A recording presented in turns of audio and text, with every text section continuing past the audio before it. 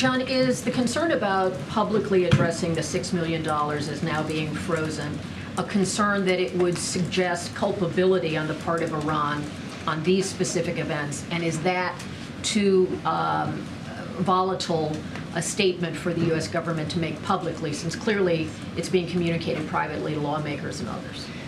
Again, I don't have anything more to add on this, Kelly. All I can tell you is we haven't seen any specific evidence that Iran was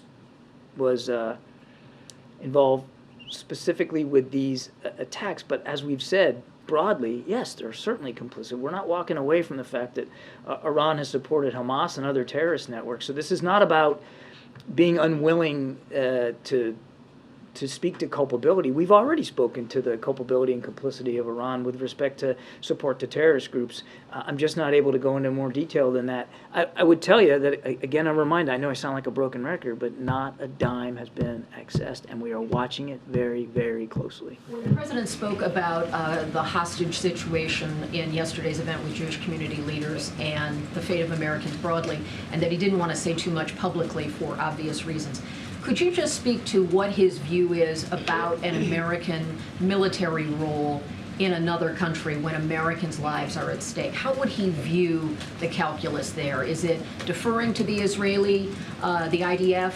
Is it working in partnership? How would he describe, as Commander-in-Chief, what his priorities are with that kind of potential? As Commander-in-Chief, his first priority is always the safety and security of of Americans that are overseas, as well as our own national security interests. And we have national security interests throughout the region.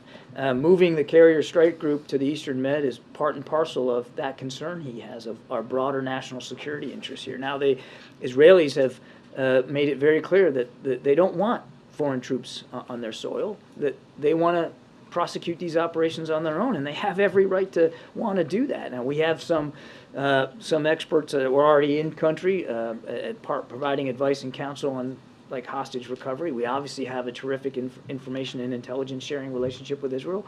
We're working to improve that. And certainly we have a strong defense relationship when it comes to providing weapons and munitions, and we're doing that. And so no, there are no intentions, no plans to put American troops on the ground in combat. He hasn't been given any updated and there is no interest by the Israelis. Or options to that effect since Saturday? There are no plans or intentions to do that, so there are no active planning efforts underway to do that. And the Israelis have made it clear that they would not welcome that in any event. What we're going to do is make sure that, and this is a very capable, small, but very capable military, and we're going to do everything we can to improve those capabilities.